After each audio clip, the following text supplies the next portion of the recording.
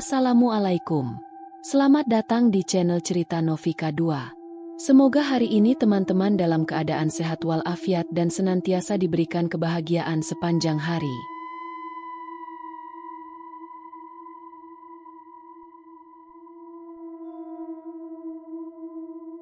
Angin sore berhembus pelan di desa Karangjati, menerbangkan debu jalanan dan daun-daun kering dari pohon jati di pinggir jalan. Desa itu, yang biasanya sunyi dan damai, tiba-tiba menjadi ramai dibicarakan setelah kedatangan seorang pendatang baru. Namanya Wulan. Seorang janda muda yang parasnya mampu membuat para lelaki lupa diri dan para ibu-ibu mencibir sambil berbisik-bisik di sudut rumah. Hari itu, beberapa bulan lalu, Wulan datang dengan mobil pick-up kecil, membawa beberapa koper besar dan perabotan sederhana. Ia menyewa sebuah rumah tua di pinggir desa yang sudah lama kosong. Lalu dalam waktu yang singkat, rumah itu berubah total. Atap yang semula lapuk diganti baru. Tembok yang retak kini dicat putih bersih. Taman kecil dengan bunga-bunga berwarna-warni tumbuh subur di halaman depan. Penduduk desa, yang terbiasa hidup sederhana, menatap perubahan itu dengan rasa heran bercampur kagum. Dari mana seorang janda muda mendapatkan uang sebanyak itu? Wulan tidak hanya membawa perubahan pada rumah itu. Ia sendiri bagaikan magnet yang menyihir siapa saja yang melihatnya. Tubuhnya semampai, kulitnya kuning langsat, wajah oval dengan mata besar yang tampak berbinar, selalu dihiasi senyum manis yang membius. Setiap hari ia mengenakan pakaian sederhana, kebaya tipis warna pastel, kain batik dililit anggun di pinggangnya. Tak ada perhiasan mencolok, hanya anting kecil berkilau di telinga. Namun, kecantikannya tidak bisa disembunyikan. Setiap melangkah ke pasar desa, para lelaki tua maupun muda tak bisa menahan pandangan. Beberapa bahkan tak segan mencari-cari alasan untuk menyapanya. Mau dibantu, Mbak Wulan? Beli bawang? Sini, saya antar. Wulan selalu membalas dengan senyuman sopan, kadang diselingi tawa kecil yang membuat para lelaki semakin terpesona. Meski baru tinggal beberapa bulan, Wulan sudah memiliki hal-hal yang membuat banyak warga geleng-geleng kepala. Sebidang tanah di pinggir sungai ia beli kontan. Sepeda motor baru muncul di halaman rumahnya. Kalung emas tipis sering tampak melingkar di leher jenjangnya. Semua itu tanpa Wulan terlihat bekerja keras seperti kebanyakan warga desa yang pergi ke ladang dari pagi hingga petang. Saat ada yang bertanya dengan nada bercanda tentang kekayaannya, Wulan hanya tertawa kecil dan berkata, "Alhamdulillah. Rezeki sudah ada yang ngatur." Jawaban itu, alih-alih memuaskan rasa ingin tahu, justru menambah kecurigaan. Di warung kopi Pak Sarman, di sudut-sudut pasar, di antara kerumunan ibu-ibu yang menampi beras, bisikan-bisikan mulai menyebar. "Kok bisa cepat sekali kaya begitu? Ada yang aneh. Katanya dulu suaminya meninggal aneh. Loh, pas baru nikah sebulan. Aku dengar, malam-malam suka ada suara aneh dari rumahnya. Jangan-jangan." Bisik-bisik itu berubah menjadi cerita. Cerita berubah menjadi rumor. Rumor berubah menjadi ketakutan. Beberapa anak kecil dilarang orang tuanya bermain dekat rumah Wulan setelah matahari terbenam. Seiring waktu, warga mulai memperhatikan hal-hal aneh di sekitar rumah Wulan. Seekor ayam jantan milik Pak Bismo, yang biasa berkokok keras, mendadak mati tanpa sebab di dekat pagar rumah Wulan. Anjing-anjing peliharaan Pak Sardi menolak melewati jalan di depan rumah itu, melolong ketakutan setiap malam Jumat. Beberapa warga yang pulang lewat tengah malam mengaku melihat bayangan hitam besar melayang di atas atap rumah Wulan. Namun, Wulan sendiri tetap tampil seperti biasa. Tersenyum, menyapa, menjawab dengan ramah. Sebagian warga mulai merasa takut, namun tidak berani mengusik. Karena dalam diam mereka tahu, ada hal-hal di dunia ini yang lebih baik tidak dicampuri. Kabar tentang masa lalu Wulan perlahan mulai terbuka. Suaminya, seorang lelaki muda dari kota, dikabarkan meninggal secara mendadak, serangan jantung, begitu kata surat kematian. Tapi tetangga dekatnya di kota bercerita lain. Mereka mengatakan, malam sebelum meninggal, terdengar suara gaduh dari dalam rumah. Jeritan, benda-benda pecah, suara langkah berlarian. Paginya, Suaminya ditemukan terbujur kaku di ruang tamu. "Wulan?" Katanya hanya menangis pelan, lalu menutup pintu rapat-rapat, tidak mengizinkan siapapun masuk. Dan setelah pemakaman, ia menghilang begitu saja, hingga muncul di desa Karangjati. Di Karangjati, beberapa lelaki lajang, bahkan yang sudah beristri, mulai mendekat, mencari alasan untuk berbicara, mengantar belanjaan, memperbaiki genteng rumah Wulan. Ada yang terang-terangan menyatakan cinta, ada pula yang menawarkan lamaran. Namun, setiap lelaki yang terlalu dekat dengan Wulan selalu berakhir dengan nasib aneh. Ada yang jatuh sakit misterius, demam tinggi tanpa sebab. Ada yang mengalami kecelakaan aneh di jalan desa. Bahkan ada yang tiba-tiba menghilang, tidak pernah ditemukan. Semua itu terjadi begitu sering, hingga warga mulai menyadari, mungkin ada harga yang harus dibayar untuk mendekati Wulan. Suatu malam, beberapa pemuda iseng mabuk mencoba mengintip ke rumah Wulan dari kejauhan. Mereka bersumpah melihat sosok Wulan duduk di tengah ruang tamu, berpakaian putih, menghadap sebuah cermin besar. Di belakangnya, sesuatu berdiri, tinggi, hitam, dengan wajah seperti arang terbakar. Rumah itu tampak bernafas, dindingnya bergerak seolah hidup. Ketakutan, mereka berlarian pulang tanpa sempat mengambil sandal yang tertinggal. Sejak malam itu, tidak ada lagi yang berani mengganggu rumah Wulan. Waktu berlalu, Wulan tetap hidup dalam kemewahan, tak pernah tersentuh. Ia bagai ratu dalam kerajaan kecilnya, indah, mempesona, tapi memancarkan aura yang membuat bulu kuduk meremang. Desa Karangjati, yang dulu damai, kini hidup dalam ketakutan samar. Tak ada yang berani menantang Wulan secara terbuka. Tak ada yang berani membicarakannya terlalu keras. Mereka hanya berbisik, berdoa dalam hati, dan berharap bahwa apapun yang mengelilingi Wulan tidak akan merembet kepada mereka. Namun malam-malam Jumat Kliwon berikutnya akan membawa kebenaran yang lebih mengerikan daripada yang mereka kira. Karena di balik senyum manis Wulan, tersimpan rahasia kelam tentang perjanjian darah. Bulan menggantung di langit Karangjati, bundar sempurna dan berwarna kekuningan, menebarkan sinar suram ke atas tanah yang perlahan diselimuti kabut tipis. Malam itu, tepat Jumat Kliwon, warga desa yang biasanya suka duduk-duduk di serambi rumah sambil berbincang, malam itu lebih memilih berdiam diri di dalam rumah, menutup pintu rapat-rapat, dan memadamkan lampu lebih awal. Karena mereka tahu, malam ini, sesuatu akan bergerak di desa mereka. Dan pusat dari segala keganjilan itu adalah rumah Wulan. Malam itu, Pak Darto, seorang petani tua yang tinggal tak jauh dari rumah Wulan, sedang terjaga karena susah tidur. Saat jam dinding bambunya berdetak menunjuk pukul 1 dini hari, ia mendengar sesuatu. Pelan, seperti bunyi gamelan. Pak Darto mengerutkan kening. Dari mana suara gamelan itu berasal? Desa mereka sudah lama tak mengadakan acara hajatan malam-malam. Ia berdiri, membuka jendela sedikit, mengintip keluar. Suara gamelan itu terdengar lebih jelas, irama pelan, tapi bergetar aneh di telinga. Dan itu datang dari arah rumah Wulan. Lebih mengherankan lagi, di antara suara gamelan itu, Pak Darto mendengar tawa perempuan, tawa pelan, melengking, lalu berubah menjadi cekikikan yang membuat bulu kuduknya merinding. Pagi harinya, gegerlah desa Karangjati.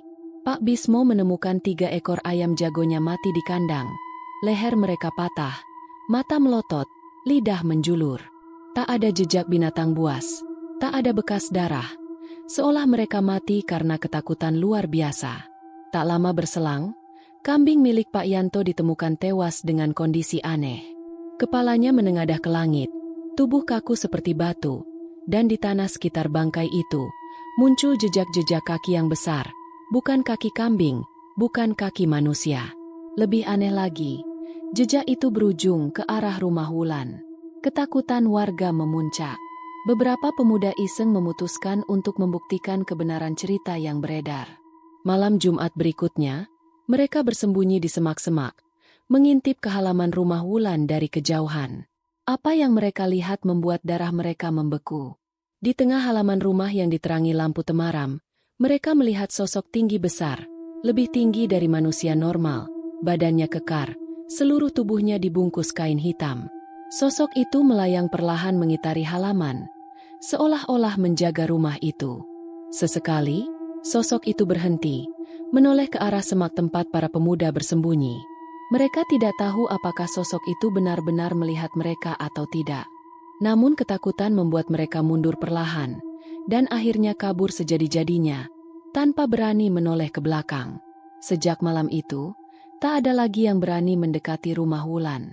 Kabar tentang Wulan dan keanehan di rumahnya menyebar cepat seperti api melalap ilalang kering. Desas-desus pun mulai bermunculan. Katanya, Wulan dapat kekayaan dari pesugihan. Ada yang bilang dia menikah dengan makhluk gaib. Setiap lelaki yang berani mendekatinya jadi tumbal. Itu kenapa dia tetap muda dan cantik terus. Pak Lurah yang biasanya kalem pun tak bisa menahan kegelisahan. Ia memanggil beberapa sesepuh desa, membicarakan soal ini dalam pertemuan kecil di balai desa. Namun semua sepakat satu hal. Mereka tidak bisa sembarangan menuduh. Karena jika benar Wulan punya perjanjian dengan makhluk halus, menyerangnya tanpa dasar kuat bisa berakibat celaka untuk seluruh desa. Sejak saat itu, suasana di Karangjati berubah. Malam-malam Jumat Kliwon selalu diwarnai suara gamelan samar dan tawa perempuan yang mengerikan. Bayangan tinggi hitam kadang terlihat melintas di antara pepohonan sekitar rumah Wulan.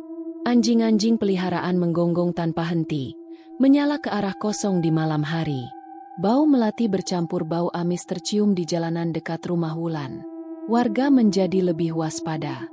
Anak-anak dilarang bermain sampai sore. Ibu-ibu menutup rapat pintu dan jendela selepas maghrib. Karangjati, desa yang dulu damai, kini hidup dalam ketakutan diam. Wulan sendiri tampak tidak berubah. Ia tetap pergi ke pasar dengan senyum manisnya.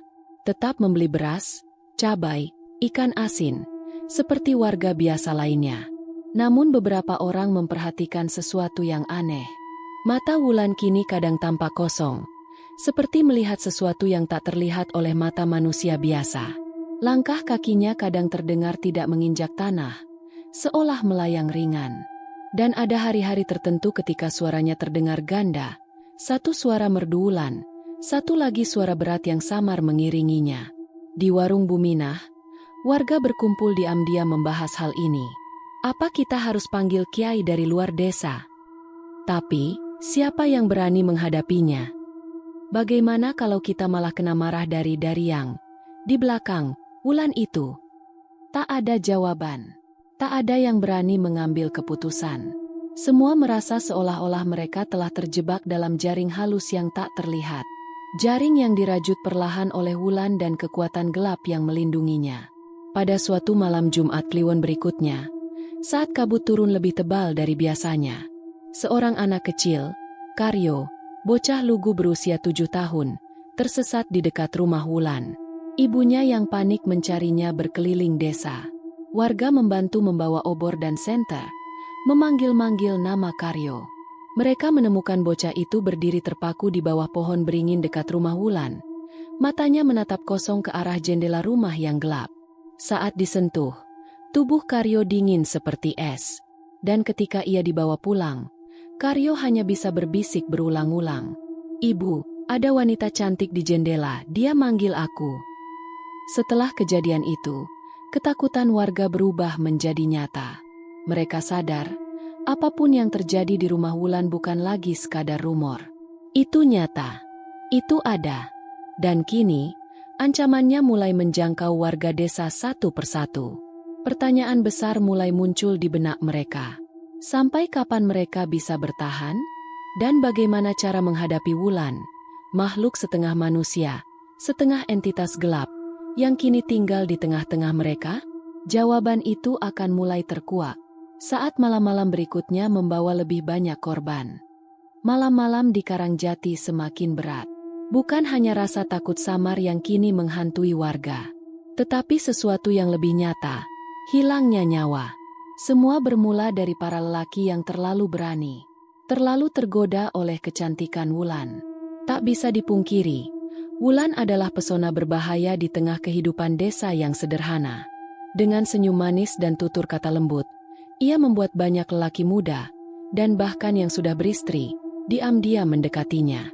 Banyak yang datang ke rumah Wulan dengan berbagai alasan.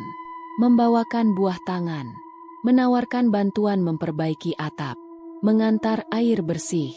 Wulan menerima semua kebaikan itu dengan senyuman, tapi tak pernah memberikan janji apapun.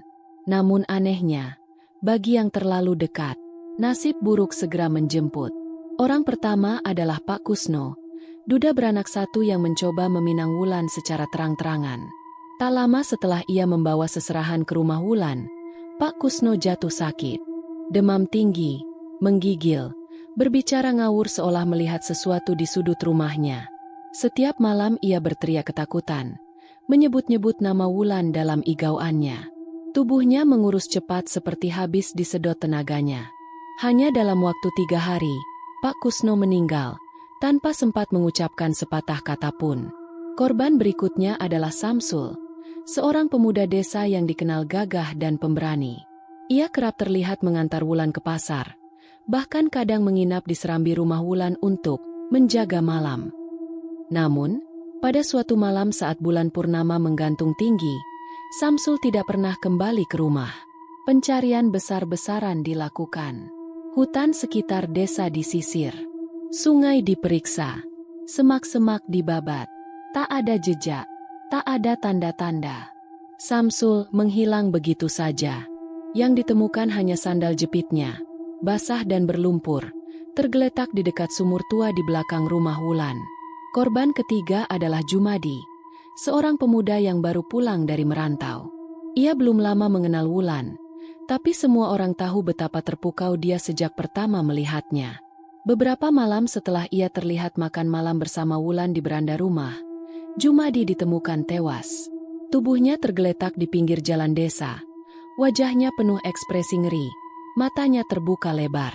Dokter desa tidak bisa menentukan penyebab kematiannya. Tidak ada luka, tidak ada tanda-tanda kekerasan.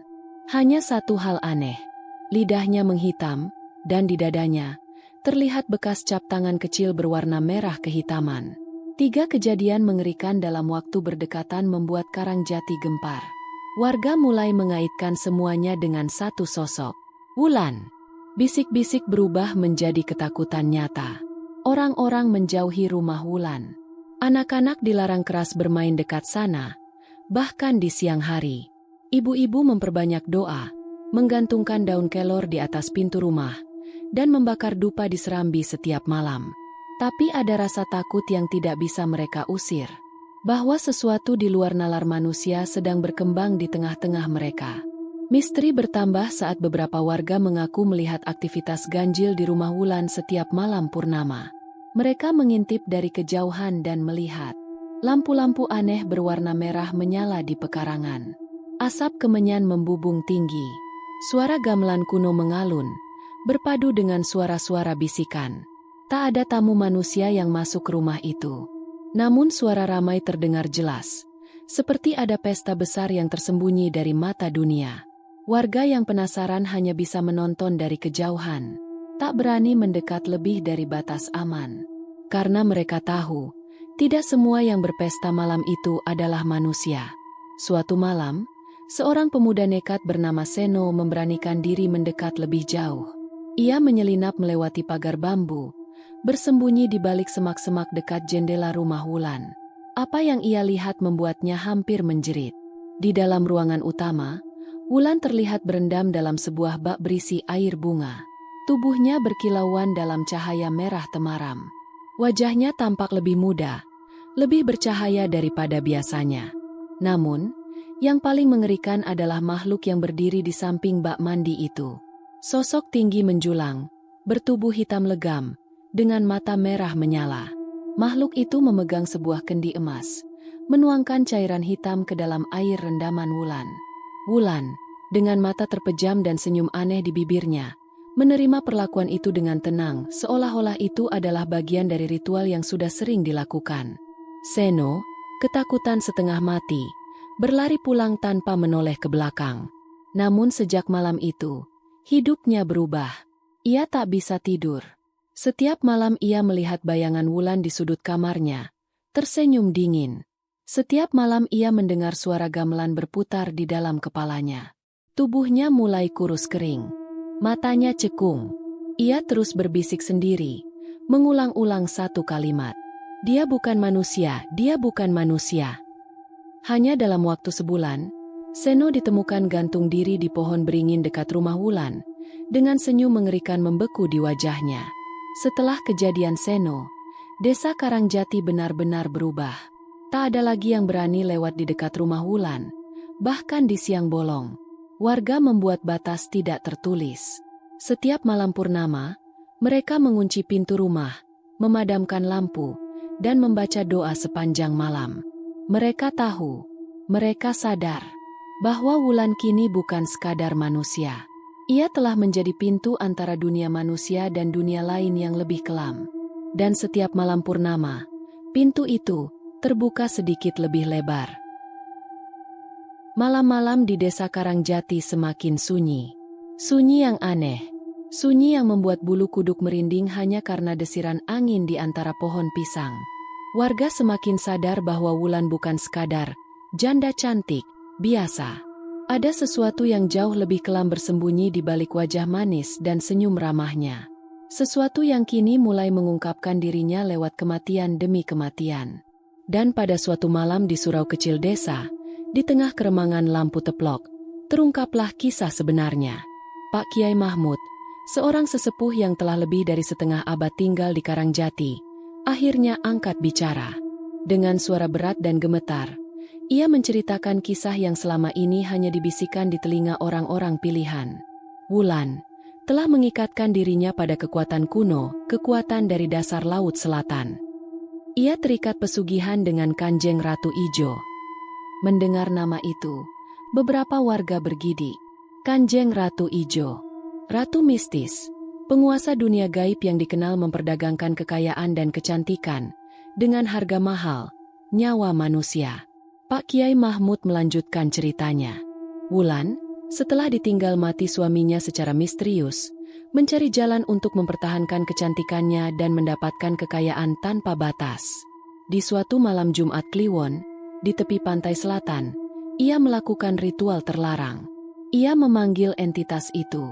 Ia menyerahkan darahnya, dan lebih dari itu, ia menyerahkan janji.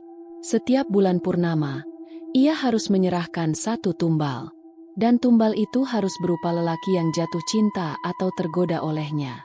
Jika gagal, jika tak ada korban, maka kulit Wulan akan mengering, membusuk seperti bangkai. Kecantikannya menghilang, dan jiwanya akan diseret ke dasar Laut Selatan. Menjadi pelayan abadi di kerajaan bawah air. Ternyata, selama ini Wulan telah menyerahkan banyak korban. Bukan hanya 3 atau 4 orang. Dari sejak ia pertama datang ke Karangjati, setiap purnama, selalu ada lelaki yang tiba-tiba jatuh sakit tanpa sebab, menghilang tanpa jejak, atau mati mendadak dengan kondisi mengenaskan. Semua korban itu, sadar atau tidak, telah menjadi persembahan bagi kekuatan gaib yang melindungi dan memperkaya Wulan. Tak ada belas kasihan, tak ada jalan keluar. Begitu mereka terpikat, nasib mereka telah disegel. Pak Kiai juga menjelaskan bahwa ada tanda-tanda bagi lelaki yang terpilih sebagai tumbal Wulan. Setiap malam, korban bermimpi bertemu Wulan di tempat asing, pantai berpasir hitam, sumur tua, atau ruangan berbau amis. Di dunia nyata, tubuh korban mulai terasa berat. Seolah ada sesuatu yang menghisap kekuatannya perlahan-lahan. Wajah korban tampak pucat, mata kosong, langkah kaki berat. Dan dalam waktu tidak lama, 1 minggu setelah bulan purnama, korban akan menghilang tanpa jejak. Sakit keras lalu mati, atau ditemukan tewas dengan luka-luka aneh. Wulan mendapatkan segalanya. Kekayaan yang mengalir deras tanpa henti. Kecantikan yang tak luntur oleh usia.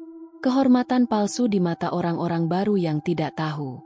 Tapi di balik semua itu, ia membayar harga yang tak terbayangkan.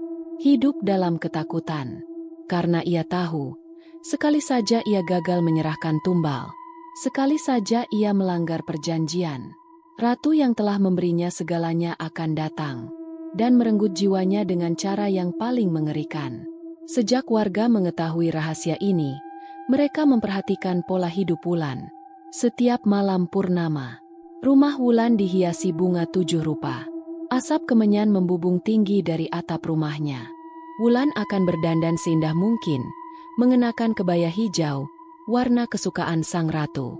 Dan selalu ada pesta kecil. Pesta yang tak pernah dihadiri manusia biasa. Disitulah, makhluk-makhluk dari dunia lain datang untuk mengambil persembahan. Dan Wulan, di tengah-tengah itu semua, tersenyum, menyerahkan korban-korbannya. Warga Karangjati tak tahu harus berbuat apa. Melawan Wulan berarti melawan kekuatan yang tak bisa dilihat. Membiarkannya berarti membiarkan korban-korban terus berjatuhan. Mereka seperti berada di dalam jebakan tanpa jalan keluar. Tak ada kiai dari luar yang berani campur tangan. Tak ada dukun sakti yang mau menghadapi Kanjeng Ratu Ijo. Satu-satunya harapan mereka adalah berdoa. Dan berharap bahwa suatu hari nanti, Wulan akan membuat kesalahan fatal. Sampai saat itu tiba, mereka hanya bisa bertahan dan menghindari tatapan mata indah yang menyimpan maut itu. Beberapa warga yang peka spiritual mulai mengalami mimpi-mimpi aneh. Melihat Wulan berdiri di pantai berpasir hitam, memanggil nama mereka. Melihat makhluk bertanduk keluar dari sumur tua dekat rumah Wulan. Merasakan tangan-tangan dingin mencengkeram kaki mereka saat tidur. Semua itu menandakan satu hal. Batas antara dunia manusia dan dunia gaib semakin menipis. Dan Wulan adalah jembatan yang menghubungkan keduanya. Pada suatu malam purnama yang lebih terang dari biasanya, Wulan melakukan ritual lebih besar dari biasanya. Warga yang mengintip dari kejauhan melihat sesuatu yang tak pernah mereka saksikan sebelumnya. Langit di atas rumah Wulan berubah warna menjadi kehijauan. Angin berhembus kencang hanya di sekitar rumah itu. Dan dari dalam rumah terdengar jeritan-jeritan yang tak sepenuhnya manusia. Malam itu, lebih dari satu korban berjatuhan. Dan desa Karangjati sadar. Wulan telah membawa kutukan yang lebih besar daripada yang bisa mereka bayangkan. Desa Karangjati tidak lagi bisa diam. Setelah banyak korban berjatuhan, setelah malam-malam purnama dipenuhi jeritan dan bau darah, para tokoh desa tahu bahwa sesuatu harus dilakukan. Wulan harus dihentikan, atau desa mereka perlahan akan tenggelam dalam kegelapan abadi. Maka, pada suatu malam yang penuh ketegangan, di surau kecil dekat alun-alun desa, berkumpullah orang-orang terpenting. Pak Lurah, Pak Kiai Mahmud, para sesepuh, serta beberapa warga muda yang berani. Suasana surau malam itu berat, sesak oleh kegelisahan. Pak Kiai Mahmud membuka pertemuan dengan suara serak. Kita tak bisa membiarkan ini terus terjadi. Pak Lurah mengangguk, wajahnya tegang. Tiap purnama, ada nyawa melayang. Kita sudah cukup bersabar. Mereka semua sadar, melawan Wulan berarti melawan kekuatan gaib. Risikonya bukan sekadar gagal. Bisa-bisa, seluruh desa terkena kutukan. Namun tetap, mereka sepakat. Malam Jumat Kliwon berikutnya, saat bulan penuh menggantung, mereka akan mengadakan doa bersama dan pengusiran gaib di dekat rumah Wulan. Semua berharap, meski kecil, ada keajaiban yang menyelamatkan Karangjati. Selama 7 hari berturut-turut, Pak Kiai dan para sesepuh melakukan puasa mutih, hanya makan nasi putih dan air putih. Mereka juga mempersiapkan perlengkapan. Air suci dari 7 sumur keramat, daun kelor, kemenyan hitam, rajah ayat-ayat suci yang ditulis di atas kulit kayu. Malam purnama semakin dekat. Dan bersama itu, rasa takut juga menebal di hati warga. Beberapa warga bahkan memilih pergi sementara ke desa sebelah, tak berani menghadapi malam pengusiran. Akhirnya, malam itu tiba. Langit Karangjati diselimuti awan kelabu. Bulan purnama tampak redup, seolah bersembunyi malu di balik kabut. Sekitar 20 orang, dipimpin Pak Kiai, berjalan pelan menuju rumah Wulan. Mereka membawa obor, air suci, dan kitab doa. Langkah mereka berat. Hawa di sekitar rumah Wulan terasa dingin menggigit. Lebih dingin dari udara pegunungan biasa.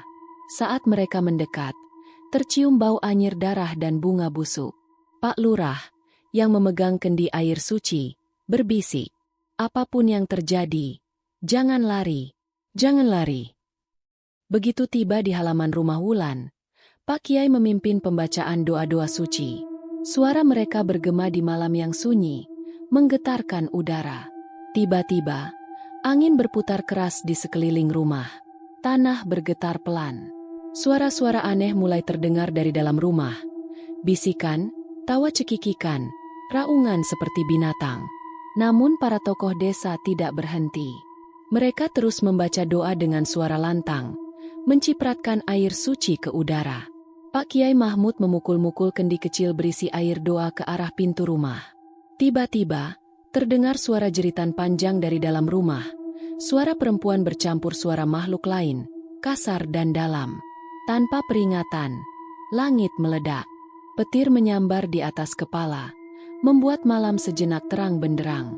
Angin berhembus kencang, membawa debu dan daun kering berputar liar. Obor yang dibawa warga padam satu persatu, menyisakan kegelapan dan suara gemuruh badai. Di tengah kegelapan itu, beberapa warga bersumpah melihat sosok hitam raksasa, tingginya setinggi pohon kelapa, muncul di atas atap rumah Wulan. Sosok itu mengangkat tangannya ke langit, lalu menghantamkan kedua tangannya ke atap rumah. Duk! Suara keras mengguncang tanah. Beberapa warga terjatuh ketakutan. Rumah Wulan berguncang hebat, seolah dihantam dari dalam. Namun anehnya, rumah itu tidak hancur, hanya bergetar, berderak, dan memancarkan aura gelap yang menusuk. Pak Kiai berteriak, "Dora, sekarang!" Beberapa pemuda desa, dengan wajah pucat tapi tekad membaja, berlari ke pintu rumah Wulan. Dengan seluruh kekuatan, mereka mendobrak pintu kayu tua itu. Brak! Pintu jebol. Mereka menyerbu masuk, menerangi ruangan dengan senter dan obor darurat. Tapi, di dalam, mereka hanya menemukan kosong. Rumah itu gelap, sunyi, dan kosong. Tak ada Wulan, tak ada perabot mewah. Hanya debu, sarang laba-laba, dan bau amis menyesakan. Di tengah ruangan utama, hanya ada sebuah bak mandi tua, berisi air keruh dengan kelopak-kelopak bunga layu mengambang di permukaannya. Tak ada tanda-tanda kehidupan. Tak ada jejak Wulan. Malam itu, badai mereda perlahan. Warga kembali ke surau dalam diam. Tak ada yang berani berbicara keras-keras. Tak ada yang berani menatap satu sama lain terlalu lama. Karena semua tahu, Wulan telah menghilang. Bukan kabur. Bukan lari. Menghilang. Seolah tersedot ke dunia lain, dibawa oleh kekuatan yang selama ini melindunginya. Dan yang tersisa hanyalah rumah kosong, bisikan angin, dan kenangan kelam yang tidak akan pernah pudar. Setelah malam badai itu, setelah rumah Wulan kosong tanpa jejak, desa Karangjati perlahan kembali ke ritmenya. Pagi-pagi terdengar kembali suara ayam berkokok. Anak-anak mulai bermain di halaman. Warga pergi ke sawah dengan cangkul di pundak. Dari luar, segalanya tampak seperti biasa. Seolah-olah ketakutan yang sempat menyelimuti desa hanyalah mimpi buruk kolektif. Namun di balik ketenangan itu, ada sesuatu yang tetap terasa. Ganjil.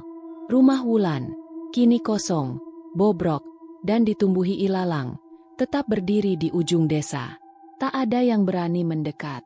Bahkan sekadar melewati jalan setapaknya saja, warga lebih memilih memutar lebih jauh.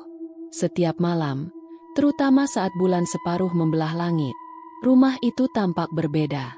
Kadang lampu di dalam rumah menyala sendiri, meski tak ada listrik. Kadang terdengar suara perempuan menangis lirih, memanggil nama seseorang yang tak dikenal. Kadang, suara pintu berderit pelan terdengar seolah ada yang keluar masuk. Beberapa warga bersumpah mendengar suara langkah kaki lembut di serambi rumah itu. Padahal tidak ada siapapun di sana. Desas-desus menyeruak kembali. Beberapa malam setelah badai itu, Pak Tarjo, yang pulang dari ronda malam, melihat sesuatu di pinggir jalan. Di bawah sinar bulan pucat, berdiri seorang perempuan berambut panjang mengenakan kebaya putih lusuh. Tubuhnya kurus kering, Wajahnya tertutup bayangan rambut, dan kakinya tidak menapak tanah. Pak Tarjo, setengah sadar karena kantuk, sempat memanggil, "Mbak siapa?" Perempuan itu mengangkat wajahnya perlahan. Apa yang Pak Tarjo lihat membuat darahnya membeku. Wajah pucat membiru, bola mata kosong seperti sumur tua, mulut tersenyum lebar, memperlihatkan deretan gigi menghitam. Seketika, Pak Tarjo berlari terbirit-birit tanpa menoleh lagi. Penampakan Wulan tidak hanya dilihat oleh Pak Tarjo. Pak Lurah sendiri suatu malam mengaku mendengar suara ketukan di jendela rumahnya. Saat ia memberanikan diri mengintip, ia melihat Wulan berdiri di halaman. Dia memandang ke arah rumahnya. Ibu-ibu desa juga mengalami mimpi buruk. Mimpi didatangi Wulan yang mengulurkan tangan dingin mengajak, "Ikut bersama." Mimpi terjebak di rumah tua penuh darah. Mimpi tenggelam di laut hitam bersama bayangan Wulan. Beberapa anak kecil mulai mengalami sakit aneh. Demam tinggi disertai igauan menyebut nama, "Mbak Wulan." Para sesepuh akhirnya menyimpulkan, meskipun Wulan sudah diusir, jiwanya belum benar-benar pergi. Perjanjian pesugihan yang pernah ia buat tidak mudah terputus. Bahkan mungkin kini justru Wulan menjadi bagian dari dunia lain. Menjadi penagih baru yang berkeliaran di dunia manusia. Sebagian warga yakin bahwa Wulan kini sedang mencari korban baru. Bukan lagi untuk memperkaya dirinya, tapi agar jiwanya bisa bebas dari kutukan abadi. Sejak malam badai itu, desa membuat aturan tidak tertulis. Tidak ada yang boleh lewat dekat rumah Wulan setelah maghrib. Tidak ada yang boleh menyebut nama Wulan sembarangan saat malam. Tidak ada yang boleh menerima undangan atau panggilan suara aneh saat tengah malam. Dan setiap malam Jumat Kliwon, warga berkumpul di surau. Mereka berdoa bersama, memohon perlindungan, membaca ayat-ayat suci hingga menjelang subuh. Karena mereka tahu, Wulan mungkin tidak lagi hidup, tapi ia belum pergi. Beberapa warga yang nekat mendekati rumah Wulan, biasanya anak-anak muda yang merasa berani, mengalami kejadian ganjil. Ada yang mendengar suara bisikan mengajak masuk. Ada yang melihat bayangan wanita di dalam rumah, melambai-lambai. Ada yang merasakan tangan dingin mencengkeram pergelangan mereka dari balik pagar. Dan jika terlalu lama menatap ke dalam jendela rumah itu, selalu ada satu hal yang mereka lihat. Senyuman. Senyuman manis namun penuh kematian. Pak Kiai Mahmud, sebelum akhirnya wafat karena usia tua, pernah berkata pada anak cucunya, selama rumah itu masih berdiri, selama namanya masih disebut, Wulan akan tetap berjalan di antara kita. Ia menunggu mereka yang cukup bodoh untuk tergoda olehnya lagi. Tahun demi tahun berlalu di desa Karangjati. Wajah-wajah lama berganti dengan yang muda. Anak-anak yang dulu mendengar kisah Wulan kini tumbuh dewasa. Sawah-sawah berganti musim. Bayi lahir, orang tua meninggal. Namun satu hal tak pernah berubah. Di sudut desa, berdiri rumah tua itu. Terbengkalai, membisu, namun tak pernah benar-benar mati. Setiap malam Jumat Kliwon, sebuah fenomena aneh tetap terjadi. Tanpa ada yang tahu siapa pelakunya. Di sekitar pagar bambu rapuh rumah Wulan, selalu ditemukan bunga kembang 7 rupa berserakan. Bunga-bunga itu segar, seolah baru dipetik. Mawar merah, kenanga, melati, cempaka putih, cempaka kuning, kantil, dan bunga telon. Aroma bunga bercampur dengan bau amis samar menyebar ke jalanan sepi. Warga sudah berhenti bertanya, siapa yang menaruh bunga itu? Karena mereka tahu jawabannya bukan manusia biasa. Beberapa kejadian ganjil terus terjadi. Anak-anak kecil yang terlalu berani bermain layang-layang atau berlari di dekat rumah tua itu, kadang menghilang sejenak. Ada yang hilang selama beberapa menit. Ada yang hilang hingga 1 jam penuh saat ditemukan. Mereka selalu dalam kondisi wajah pucat, mata kosong, bibir berbisik tak jelas. Mereka tak bisa menjelaskan kemana mereka pergi. Tak ingat siapa yang memanggil mereka. Satu-satunya yang sama dalam cerita mereka hanyalah Ada mbak cantik berbaju putih yang mengajak main. Pak Lurah baru, yang lebih muda dan berpendidikan, sempat mengusulkan untuk merobohkan rumah itu. Tapi setiap kali perencanaan pembongkaran dimulai, tukang-tukang yang disewa tiba-tiba jatuh sakit berat. Alat berat yang dikirim mendadak rusak tanpa sebab. Para pekerja bermimpi buruk bertemu perempuan berbaju putih dengan wajah setengah busuk. Akhirnya, niat itu dibatalkan. Rumah itu dibiarkan tetap berdiri, dililit ilalang liar, menjadi monumen bisu dari kesalahan masa lalu. Karangjati belajar bahwa ada hal-hal di dunia ini yang tidak boleh dilawan. Ada tempat-tempat yang harus dibiarkan tidur dalam kegelapan. Warga kini percaya, pesugihan bukan sekadar perjanjian sesaat. Itu adalah ikatan darah dan jiwa yang tidak bisa diputuskan hanya dengan kematian.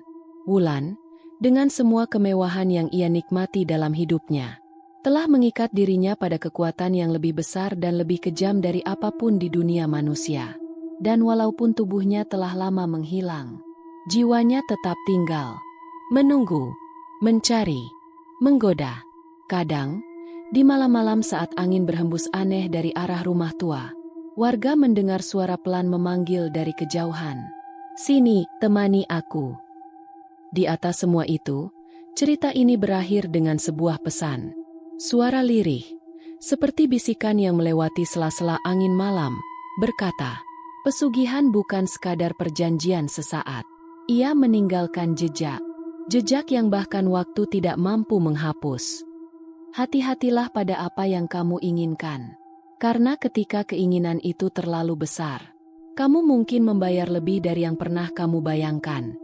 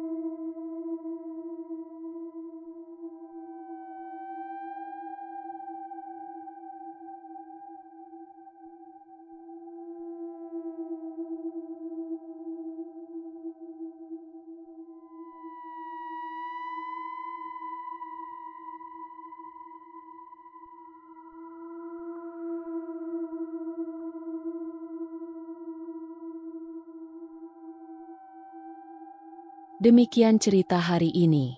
Semoga teman-teman dapat terhibur dan dapat mengambil hikmah kebaikan isi di dalamnya. Jangan lupa juga bagikan cerita ini kepada teman-teman yang lain agar mereka juga bisa mendapatkan hiburan yang sama. Mohon maaf apabila ada kesalahan kata dan ucapan kami dalam membacakan cerita ini. Terima kasih dan wassalamualaikum.